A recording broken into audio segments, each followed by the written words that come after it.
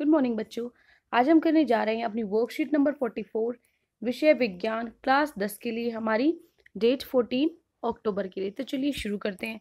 हम कर रहे थे अपना पाठ तत्वों का आवृत्त वर्गीकरण। तो देखिए, कल हमने पढ़ा था कि न्यूलैंड्स ऑक्टेव लो पढ़ा हमने, है ना। और हमने देखा था डोबिनेट के ट्रायड देखे थे, है ना। त्रिक जो हमने देखे थे, तीन आपस में तीन का क्या था, ग्रुप था। तो उन सब के बहुत सारी खामियां थी जो हमने पढ़ी थी। तो उन खामियों के बाद जो साइंटिस्ट है उन्होंने जारी रखा नई नई तरीके ढूंढने की, किस तरह से हम जो तत्व हैं उनको वर्गीकृत कर सकते हैं। तो देखो, ल्यूलैंड के अष्टक सिद्धांत को अस्वीकार होने के बाद भी कई वैज्ञानिकों ने कई प्रतिरूपों की खोज जारी रखी, जिसमें तत्वों के गुणधर्म और उनके परिणाम द्रव्यमान के साथ संबंध स्थापित हो सके। ठीक है। तत्वों के वर्गीकरण का मुख्य श्रेय, सबसे ज्यादा जो योगदान रहा है जो हमारा तत्वों का वर्गीकरण है उसमें रहा है, जो कि एक साइंटिस्ट थे, एक जिनका नाम था, एक रूसी रासायनिक थे जिनका नाम था डिमित्री इवानोविच मेंडलीव, जिसको हम सीधा मेंडलीव के नाम से जानते हैं। तो तत्वों की आवर्त सारणी के प्रारंभिक विकास में उनका योगदान रहा। उन्होंने अपनी सारणी में तत्वों को अनेक मूल गुणधर्म, परमाणु द्रव्यमान और रासायनिक गुणधर्मों में समानता के आधार पर व्यवस्थित किया। ये आपको चीज ध्यान रखनी है। देखो, आपको क्या देखना है कि सबसे पहले कि जो पिछले जितने भी आपके जैसे न्यूलैंड ऑक्टेव था, है ना, तो उसको अगर आप हटा देते हो, अब उसको जो उनकी खामियां थी, जो पहले वर्गीकरण हुआ था तत्वों का, अब उनको उनकी बहुत सारी खामियां थी, तो अब नई नई जो वर्गीकरण हुए तो उसमें सबसे ज्यादा जो योगदान था वो किसका था, मैंडलीव का था, जिसने क्या किया, जो तत्व है उनको उसके गुणधर्म, परमाणु द्रव्यमान, रासायनिक गुणधर्म के आधार पर क्या किया, वर्गीकृत किया। ठीक है। देखो कैसे कैसे उसने क्या लिया, कैसे किया, डिटेल में हम पढ़ेंगे। मैंडलीफ ने अपना कार्य 63 तत्वों के साथ आरंभ किया। मैंने आपको बताया था फर्स्ट वर्कशीट में इस चैप्टर की कि 113 कुल 118 कुल क्या थे, तत्व थे, जिसमें से जो 98 थे वो क्या थे, नेचुरल, जो हमें नेचर से प्राकृतिक, जो प्राकृतिक थे। ठीक है, मतलब जो प्रकृति से हमें मिलते हैं। ठीक है। तो उसने क्या किया, 63 तत्वों को लिया। उन्होंने तत्वों को परमाणु द्रव्यमान एवं उनके भौतिक एवं रासायनिक गुणधर्मों के बीच संबंधों का अध्ययन किया। ये आपको चीज ध्यान रखनी कि मैंडलीव ने किसके आधार पर, उसने क्या क्या, मतलब जो उसके जो उसने लॉ बनाया था वो किसके आधार पर था, जो उसने वर्गीकरण किया था तत्वों का वो किसके आधार पर था, वो था द्रव्यमान, परमाणु का जो द्रव्यमान है, और भौतिक एवं रासायनिक गुणधर्म। ये चीज आपको ध्यान रखनी है बस। ठीक है। रासायनिक गुणधर्म के अंतर्गत मैंडलीफ ने तत्वों को ऑक्सीजन और हाइड्रोजन के साथ बनाने वाले यौगिकों पर ध्यान दिया है। उसने क्या किया है, दो जो हमारे तत्व हैं ऑक्सीजन और हाइड्रोजन, ये क्या करते हैं, सबसे ज्यादा क्या होते हैं, ये एक तो क्रियाशील होते हैं, ठीक है, अभिक्रिया करते हैं ये, और अत्यंत सक्रिय होते हैं। तो इसीलिए ये अधिकांश तत्वों के साथ यौगिक बनाते हैं। तो इसीलिए उन्होंने क्या किया था, ऑक्सीजन और हाइड्रोजन पे सबसे ज्यादा ध्यान दिया था। ठीक है।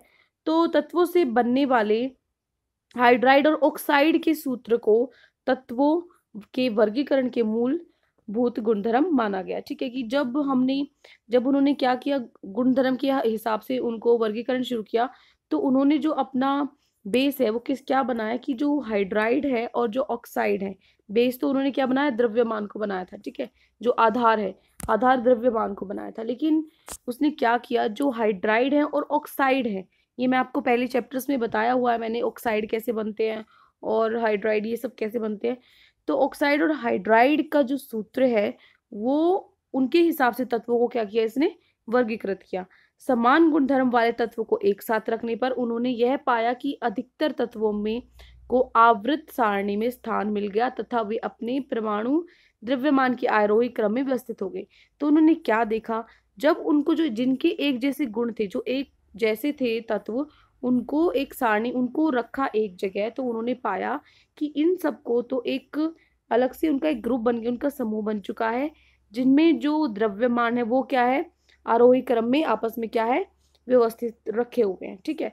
तो यह भी देखा गया कि समान भौतिक एवं रासायनिक गुणधर्म वाले विभिन्न तत्व एवं विभिन्न तत्व एक निश्चित अंतराल के बाद फिर आ जाते हैं। उन्होंने क्या देखा कि जो उन्होंने रखे थे समान भौतिक रासायनिक, मतलब जो एक जैसे जिनके रासायनिक गुण हैं या भौतिक गुणधर्म है, उनके हिसाब से उन्होंने क्या किया, उन्होंने उन्होंने देखा कि जो गुणधर्म है उनके, वो बाद में क्या हो रहे हैं, रिपीट हो रहे हैं। ठीक है, एक अंतराल के बाद फिर से आ जाते हैं वो। ठीक है, जैसे हमने कल देखा था कि एक के बाद आठवें वाला फिर से दोबारा से वही गुणधर्म क्या करता है, अपनाता है। तो उसी तरह इसमें भी क्या हो रहा था, जब उनको बांटा गया समान भौतिक और रासायनिक गुणधर्म में, तो क्या हुआ, वो एक अंतराल के बाद फिर से आ जाते हैं उसी गुणधर्म के। ठीक है, तो इस आधार पर मैंडलीफ ने आवर्त सारणी बनाई, जिसका सिद्धांत है कि तत्वों के गुणधर्म अनेक परमाणु द्रव्यमान का आवृत्ति फलन होते हैं। ठीक है, क्या होता है, जो तत्व है, तत्व के जो गुण धर्म है, उनके परमाणु जो द्रव्यमान है,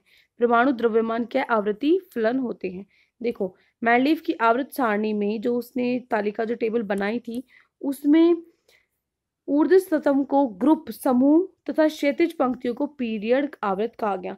जो ये है, जो सीधी रेखा ऐसी खड़ी हुई जो रेखा है, खड़ी हुई रेखा को क्या बोलते हैं, ऊर्ध्व स्तंभ। ठीक है, और जो लेटी हुई होती है वो क्या होती है, क्षैतिज पंक्तियां। ठीक है, तो जो ऐसे ये वाली ये जो आपको टेबल दिख रही है यहाँ पे, इस टेबल में जो तत्व ऐसे हैं, ठीक है, ऊपर से नीचे,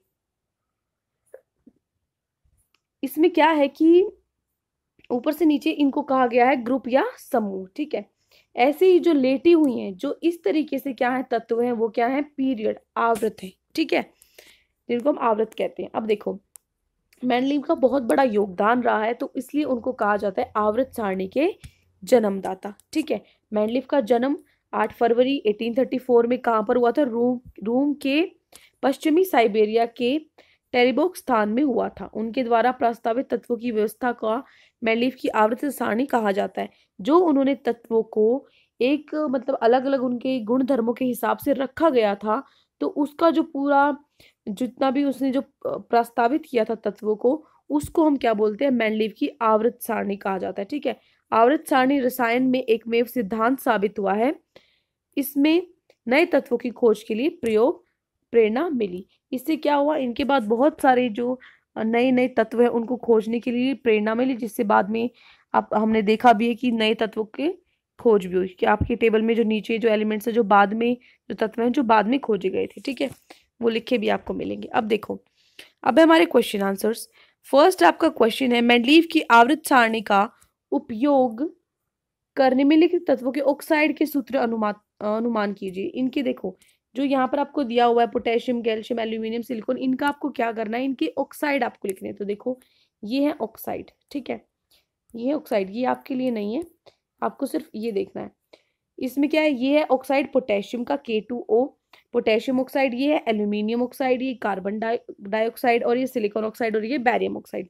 तो इनके ही पूछे थे, पोटेशियम, एल्यूमिनियम, कार्बन, सिलिकॉन और बैरियम, इनके ऑक्साइड पीछे पूछे थे, तो ये है उनके ऑक्साइड्स। तो ये लिखना है आपको अपने आंसर नंबर 1 में। ठीक है, उसके बाद देखिए उत्तर नंबर 2। प्रश्न है कि मैंडलीव द्वारा निर्मित आवृत सारणी के नियम के किस पर आधार है, क्या आधार है उनका।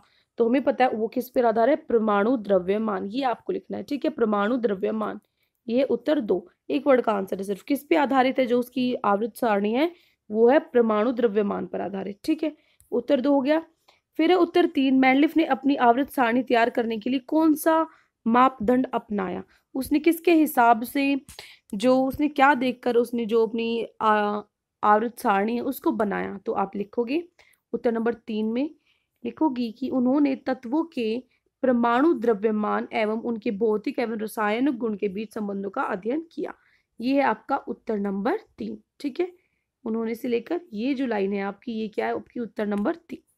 ठीक है, यहां से यहां तक ये थर्ड क्वेश्चन। अब देखो, अब हमारा फोर्थ क्वेश्चन कि मैंडलीव ने तत्वों के ऑक्सीजन एवं हाइड्रोजन के साथ बनाने वाले यौगिक पर अपना ध्यान केंद्रित क्यों किया। मैंने आपको बताया था हाइड्रोजन और ऑक्सीजन पे कि क्यों ध्यान दिया, क्योंकि वो क्या थी, अति अभिक्रियाशील थे ना, काफी वो एक्टिव थे, वो सबके साथ रिएक्ट कर लेते हैं, अभिक्रिया कर लेते हैं बहुत सारे एलिमेंट्स के तत्वों के साथ, ताकि क्या बना सके, वो यौगिक बना सके, है ना। तो यही लिखना है आपको अपने उत्तर नंबर 4 में।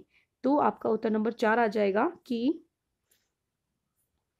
यहाँ पर आपका लिखा है, ये देखिए, उन्होंने ऑक्सीजन और हाइड्रोजन का इसलिए चुनाव किया क्योंकि ये अत्यंत सक्रिय हैं तथा अधिकांश तत्वों के साथ यौगिक बनाते हैं। ठीक है, ये है आपका उत्तर नंबर 4।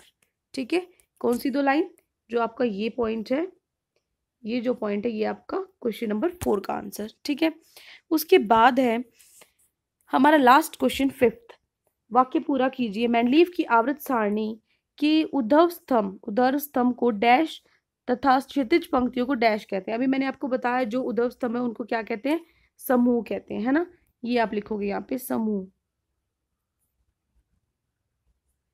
उसके बाद है कि जो लेटी हुई पंक्तियां उनको हम क्या बोलते हैं, आवृत, है ना। उसको क्या बोलते हैं, आवृत। तो इसमें लिखोगे आवृत।